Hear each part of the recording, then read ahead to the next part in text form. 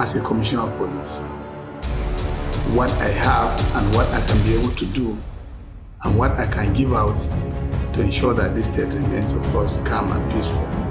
It's no other thing than the approach of community policing. Community policing is a real thing because the need for partnership is uppermost. Realizing, of course, the fact that globally, I want to emphasize on that, globally, no one can do it alone. You have to go by way of partnership. You need information to work. You need the people to give you information about the happenings around them, so that based on that intelligence you are getting from them, you can be able to now work out mathematically what you have to put in place to ensure that crime is right at the bottom, even before it happens, by way of being proactive, and that is just the magic.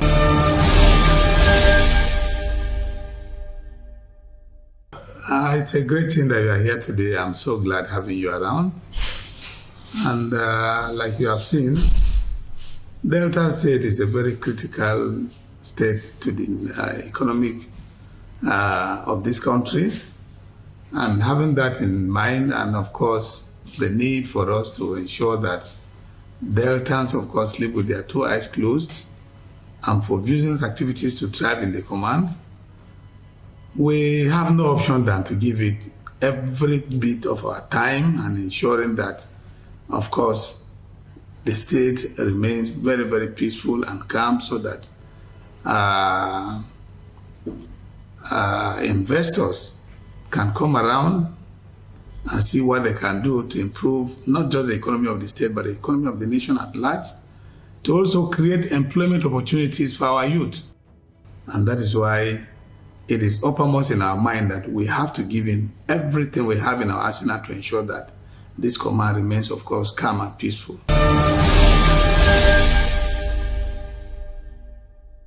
Well, there's no magic about it.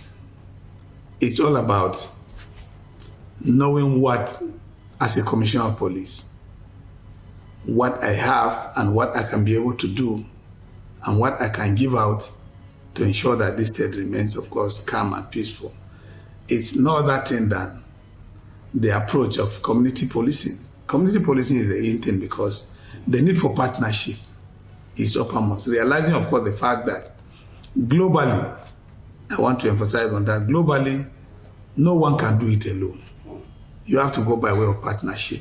You need information to work. You need the people to give you information about the happenings around them, so that based on that intelligence you are getting from them, you can be able to now work out mathematically what you have to put in place to ensure that crime is right at the bottom, even before it happens, by way of being proactive.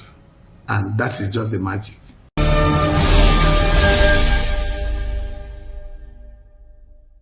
To achieve that peaceful coexistence, you know it's not easy. But by the special grace of God and, of course, the will of men, through partnership, like I've always been emphasizing, partnership with other agencies is just the only way, because we cannot do it alone. The army are there, the civil defense, the navy are all there. So to ensure that we have peace at the riverine area, our marine police are in place, working hand in hand with the navy, civil defense that are monitoring the pipelines and what have you. So we all work together as brothers, having that synergy, partnering together, networking together to ensure that that coexistence, that peace, that desired peace that the people need, that we all need, is achieved.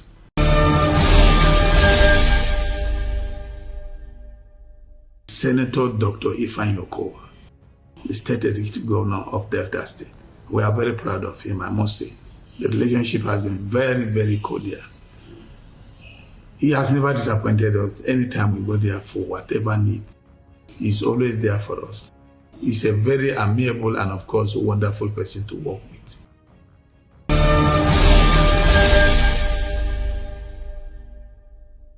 He's just that wonderful man, an amiable person, highly unassuming.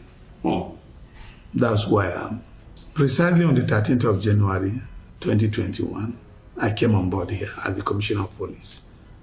Memorably, I started my career as a police officer dated back to 1990 when I was enlisted into the force, and of course, we were trained at the Allied Police Academy, Kaduna.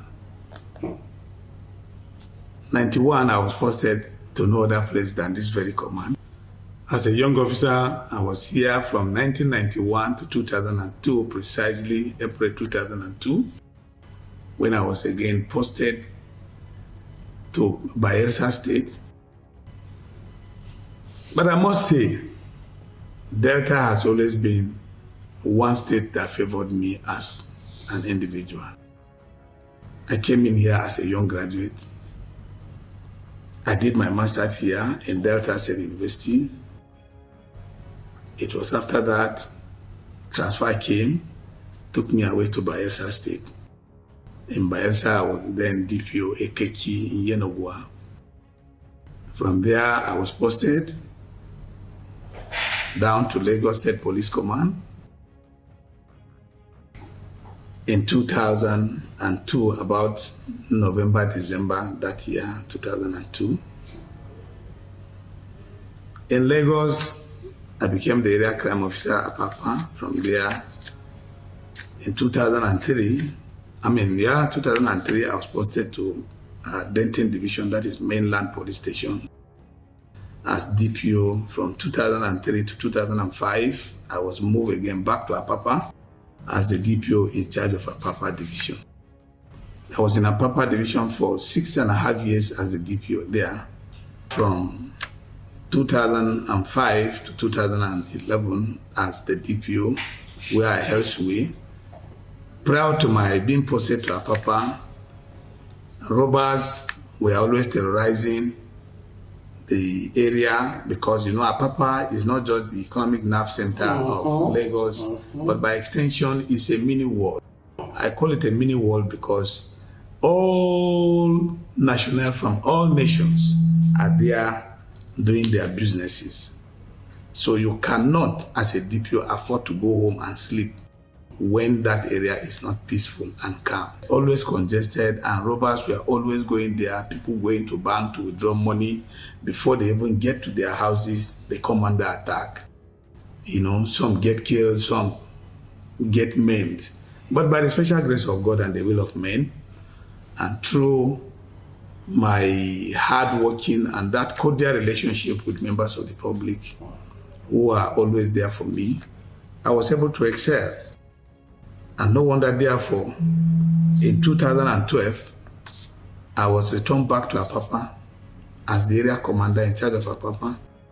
For 2 years, I was there, and in 2014, I was moved to Port Harcourt as the Assistant Commissioner of Police in charge of operations, Rivers State Police Command, where I held sway again for 2.5 years before I was returned back again to Lagos as Area Commander Surulere. I became Area Commander Surulere in 2016. Same 2016, I was moved to Jos on course, Police Staff College Jos on course. And by the grace of God, while I was in Jos, I was promoted Deputy Commissioner of Police and retained as a directing staff there at the Staff College. I stayed in Jos Staff College for almost 1 year, after which I was posted to FCT Command, Abuja, as the Deputy Commissioner of Police in charge of Zone 7, Zonal CID. From there again, I was moved to Benue State, Makurdi, as the Deputy Commissioner of Police in charge of administration.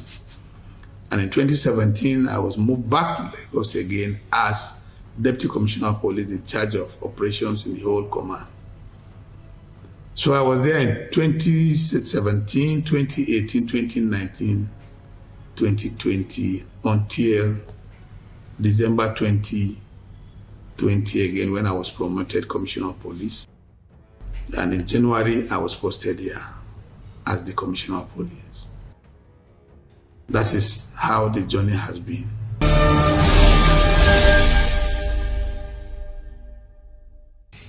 On duty every day in Delta State, they have been very outstanding and wonderful.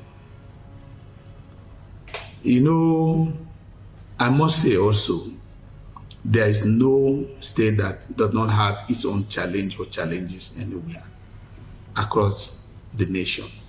Every state of this country has its own peculiar challenge. In Delta State here, we have our own peculiar crime challenges, but prevalent among those crimes are cultism, kidnapping, murder, land grabbing, and what have you. But by the special grace of God, through proactive policing, intelligence-led policing, and of course partnership with members of the public and other agencies, because of that robust relationship we have with other agencies, the state, like you can see things for yourself, has been very, very peaceful and calm. We owe it to nobody, but first and foremost to God Almighty, and then to all of us, because we work together collectively as one agency that are all there to protect the interests of this nation, particularly when it comes to issues of fighting crime. And no wonder, therefore, the state has been relatively very calm and peaceful. That we have our women present, security men on ground. There is no cause of alarm. Why we have to tell them to leave the road is because of the teeming number of VVIPs on ground. It is not time for anybody to have anything like that, but they are there by the side of the road. And that is the standard. Nobody is expected to lay any barrier on the road, whatever it is. Yes, this visit is quite significant and it's twofold. One is to commemorate His Excellency over the loss of his godfather. Secondly, is also coming in continuation of his courtesy visit to the command, which is scheduled to be on Monday. If you look around, you know the command is fully ready. We have overwhelming deployment of policemen, security men are everywhere. Both here and by extension, Warri, where also the coronation of the Olu of Warri is ongoing. So we are in fact very ready. For Warri alone, we deployed well over 1,000 policemen to cover that area. So there should be no cause of alarm.